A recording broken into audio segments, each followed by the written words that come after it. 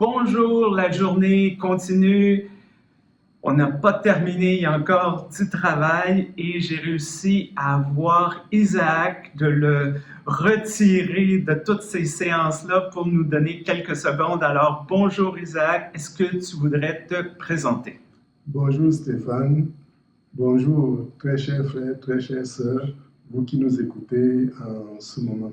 Moi c'est Kamta Isaac Makarios, je suis pasteur francophone de la mission protestante francophone de Toronto, la communauté protestante de l'Église unie du Canada, la seule d'ailleurs dans la région de Toronto.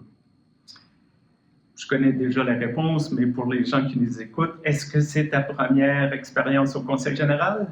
Non, c'est la troisième expérience.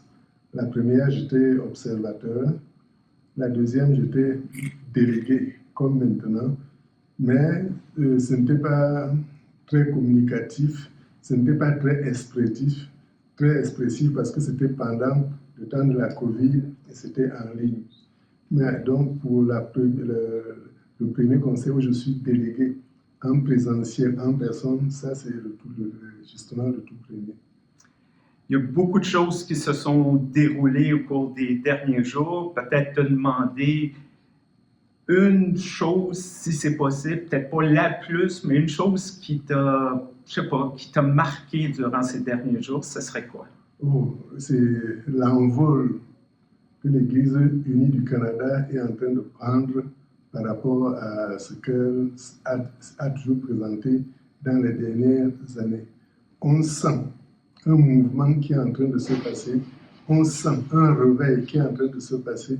Et pour ceux qui doutent encore de l'extérieur et pensent que l'Église unie, c'est une Église entre guillemets morte par rapport à l'Église réveillée, non, il y a du réveil, il y a du tonus à l'Église unie du Canada. L'Église est en mouvement, on le ressent. Quand on est là, on sent l'esprit qui est en train d'agir.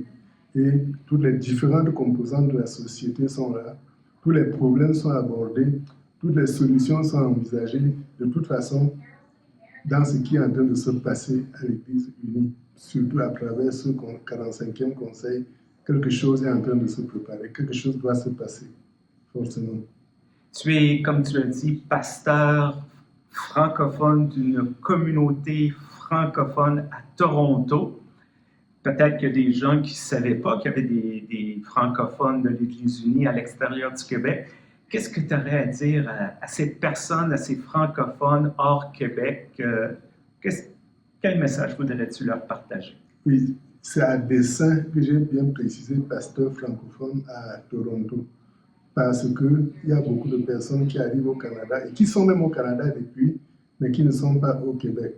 Et ils ont un handicap parce qu'ils ne parviennent pas à trouver une église protestante classique à laquelle se joindre, à laquelle exprimer leur foi, à laquelle jouer leur rôle de sel de la terre et lumière du monde dans la partie anglophone du Canada. Or, nous sommes un exemple parce que nous sommes la première, la seule pour le moment, qui se réunit physiquement en Ontario, particulièrement dans la zone de Grand Toronto. Mais ce qui est intéressant, et c'est là où je voudrais insister, que l'on soit n'importe où au Canada, il y a une possibilité d'être rattaché à une communauté protestante francophone. D'ailleurs, la nôtre est le point de départ, parce que nous sommes localisés à Toronto, mais nous sommes en présentiel et nous sommes également en ligne. Nous sommes avec des gens qui sont aux 7 îles, à l'est du Québec. Nous sommes avec des personnes qui sont à Iqaluit, au nord du Canada, et que ce soit à Yellowknife, que ce soit à Edmonton ou même ici à Calgary, nous trouvons, il y a des couches francophones. Et nous sommes soit en ligne, soit on est en communication par le courriel, et il y a vie, et on peut mener une vie donc normale.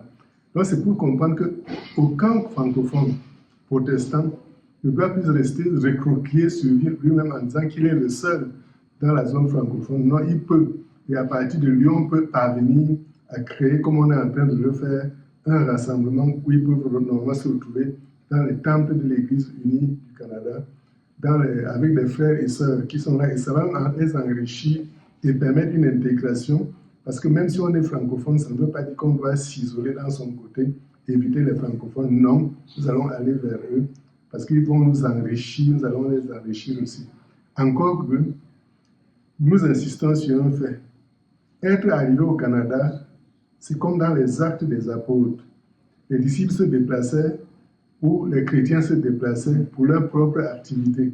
Mais étant ils étaient des évangélistes, et étant là moi-même, pasteur venant de l'Afrique déjà, avec les autres membres de la communauté qui sont déjà avec nous à Toronto ou ailleurs, dans les autres endroits, nous nous sommes rendus compte d'une réalité. Nous sommes des missionnaires. Nous avons quelque chose de neuf, de nouveau à apporter. Nous avons une contribution à apporter pour l'avancement de l'Évangile ici, pour bâtir une Église qui doit intervenir dans la société, qui doit jouer le rôle de sel de la terre et lumière du monde. Donc nous sommes là pour encourager, nous sommes là pour susciter, nous sommes là pour rappeler aux francophones qu'il est temps qu'ils s'affirment comme francophones, sans perdre, effectivement, sans être en conflit avec les anglophones, mais que la culture anglophone qu'on a, l'espace anglophone dans lequel nous occupons, c'est Dieu qui nous a envoyés, nous devons agir. Il est avec nous. Merci beaucoup, Isaac. Si vous êtes curieux, c'est le ministère francophone protestant de Toronto. Oui. Il y a aussi une antenne à Longueuil. Alors, et quelque chose que Pasteur Isaac a dit très important, c'est possible d'assister par Zoom. Donc, peu importe où vous êtes au pays ou à travers le monde, il est possible de joindre. Merci beaucoup. On va te laisser aller parce que la journée n'est pas terminée, tu as encore des engagements. Merci beaucoup, Isaac. Merci. Et même si on est en août, nous souhaitons que l'année 2025, avant de se terminer, vous ayez eu votre message de Dieu qui vous invite à vous engager et être avec lui.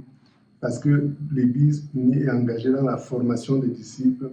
L'Église unie est engagée dans la justice sociale, dans la spiritualité profonde. Donc, soyons chrétiens au Canada, étant francophones, même dans les zones non francophones. Amen. Bonne fin de journée. Merci.